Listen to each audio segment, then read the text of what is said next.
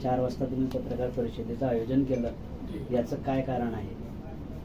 खऱ्या अर्थाने आज मी खडसे साहेबांची एक पत्रकार परिषद बघितली. त्या पत्रकार परिषदेमध्ये त्यांनी परवा म्हणजे मी त्यांच्याविषयी एक लक्षवेधी 2600 क्रमांकाची लक्षवेधी सभागृहात दाखल केली होती आणि त्याच्या उत्तरादाखल ज्या माननीय चंद्रशेखर बावनकुळे माननीय महसूल मंत्र्यांनी जे स्टेटमेंट केलं त्याला तोडून मरोडून ते काहीतरी वेगळ्या पद्धतीने स्टेटमेंट करताय आणि बोलताना त्यांची पद जेवढी खाली आलेली तेवढेच ते खाली आलेले बोलताना, म्हणून खऱ्या अर्थात त्याला उत्तर देण्यासाठी काही कागदपत्र घेऊन आपल्यासमोर आणि आपल्या माध्यम समाजासमोर ते येण्यासाठी मी खऱ्या अर्थाने आज पत्रकार परिषदेचं आयोजन केलेलं आहे.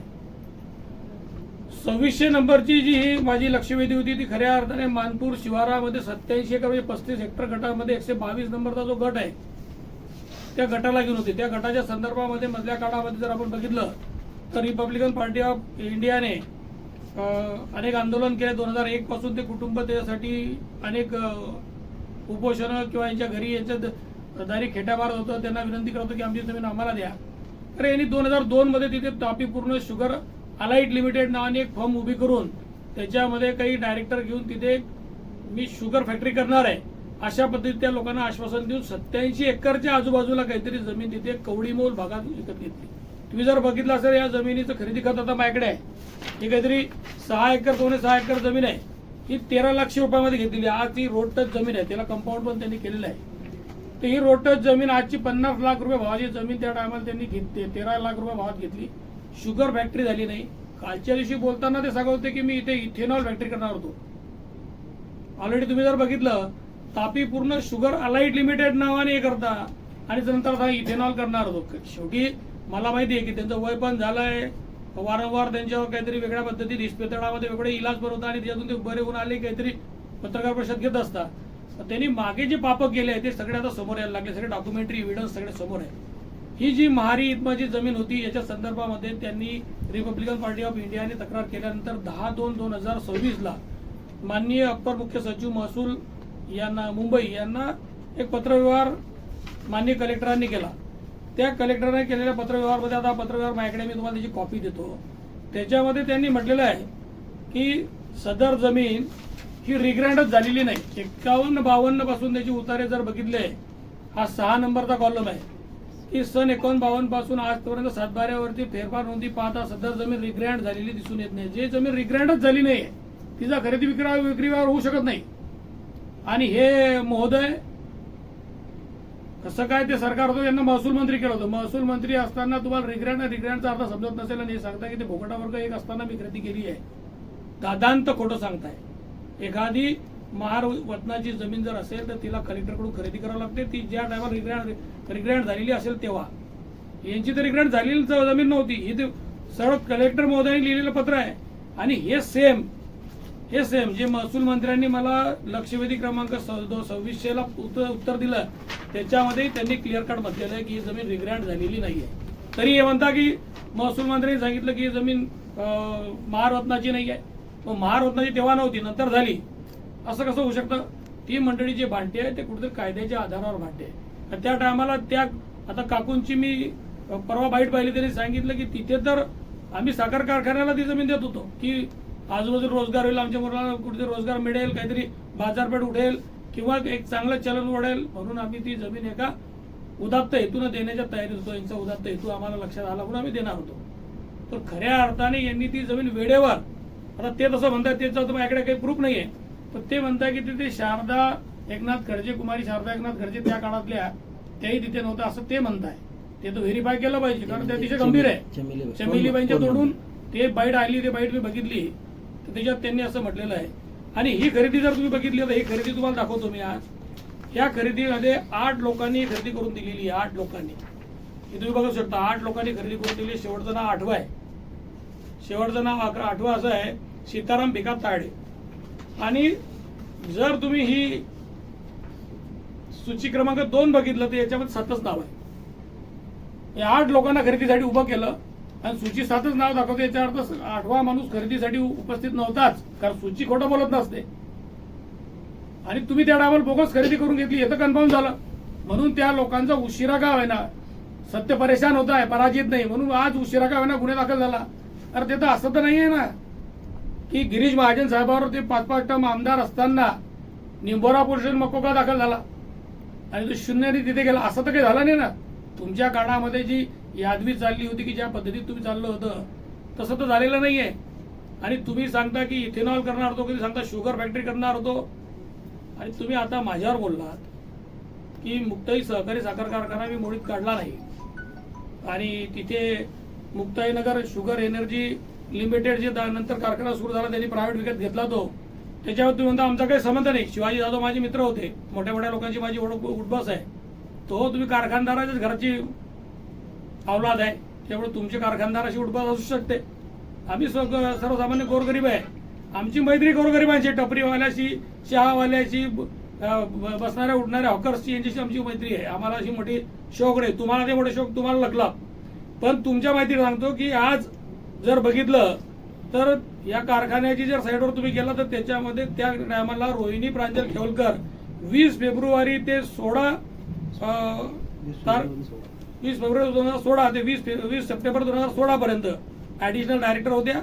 नंतर त्या 30 सप्टेंबर 2016 ते 22 सप्टेंबर 2020 पर्यंत डायरेक्टर होत्या. तुम्ही सांगता आमच्या कारखान्यात काही संबंध नाही. कारखान्यात तुमचा काही संबंध नाही तर हे गळीत हंगाम करताना माननीय मुख्यमंत्र्यांना तिथे कोणी आणलं? तुम्ही प्रत्येक गळीत हंगाम करताना तिथे पुढे पुढे होता. आणि मग तिथे जे 1600 बेरोजगार झाले त्याला जबाबदार कोण? अहो, इव्हन इतकं भयंकर आहे की त्या टायमाला मीच पत्रकार परिषद घेतली की त्या कारखान्यामध्ये तुम्ही जिल्हा बँकेचे चेअरमन त्या रोहिणीताई असताना इथे व्हाईस चेअरमन तुम्ही दाखवायचे, नाव मिरवायचे व्हाईस चेअरमन. आम्हाला काय माहित कोण आहे व्हाईस चेअरमन नाहीये, पण नावं तर आम्ही ऐकतो, लोकांकडून ऐकतो व्हाईस चेअरमन यावं ताई आहे म्हणून. तुम्ही त्यांना 51 करोड रुपयाचं लोन दिलं जिल्हा बँकेने. ही सगळीकडे चर्चा होती, याच्यावर तुम्ही अनेक पत्रकार परिषद झाल्या. त्या पत्रकार परिषद आजही युट्यूबला असतील.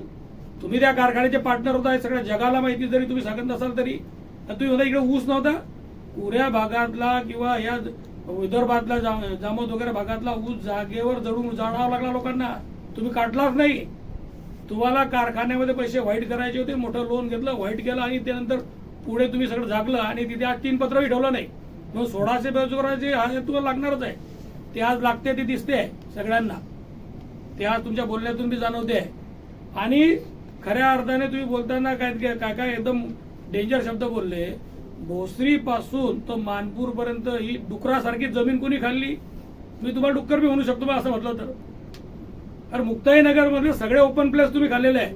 टप्पा 2 मधली शैक्षणिक प्रयोजनासाठी जागा तुम्हीच घेतली. टप्पा 3 मध्ये बी तुम्ही महसूल मंत्री असताना, पुनर्वसन मंत्री असताना टप्पा 3 मध्ये तुम्ही एक निखिल खडसे टॅलेंटच्या नावाने थोडे पैसे घेऊन तुम्ही तुमच्या संस्थेला जागा दिली. अशा पद्धतीत तुम्हाला किमान खदानच्या बाजूची जागा बी बसली नाही आहे. ती बाजूची बी ती जे ती जागा तुम्ही नावावर गेलेली आहे. म्हणून तुम्ही खऱ्या अर्थाने कोणत्या लायकीचे तुम्हाला सांगण्याची गरज नाही. आणि तुमच्यावर इतकं जास्त बोलण्याची वेळ त्यासाठी येते की तुम्ही लायकीच्या बाहेर गेला तर आम्ही बी तुम्हाला तेच सांगतो की त्याच गावच्या पोरी त्याच गावच्या बाबडी आहे, हे लक्षात ठेवा. तुमची अवकात दाखवायला तुम्हाला वेळ लागणार नाही. तुमच्यासारखा भ्रष्टाचारी माणूस या मतदारसंघात 35 वर्ष राहिला आणि लोकांचं माझ्या माहितीनुसार पूर्ण त्याचं करिअर खराब केलं तरुण मुलांचं.